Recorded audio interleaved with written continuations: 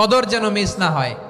21, 23, 25, 27, 29 নাকি খালি 27? আপনারা কি খালি 27? হ্যাঁ না, ফালতামিসু ফিল আশরিল আওয়াখিরি ফিল মিনাল ভিতরি, রমজানের শেষ দশকের বেজর রাতগুলোকে কদর হিসেবে তালাশ করো।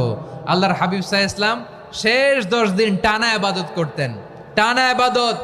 ইদা জাআল আশরু আহিয়াল লাইলা আইকাযা আহলা ওয়া জাদ্দা ওয়া শাদ্দাল মিজার, সারা রাত জেগে ইবাদতের নজির নবীজির নাই, শুধু রমজানের শেষ দশক ছাড়া। সুবহানাল্লাহ বলেন।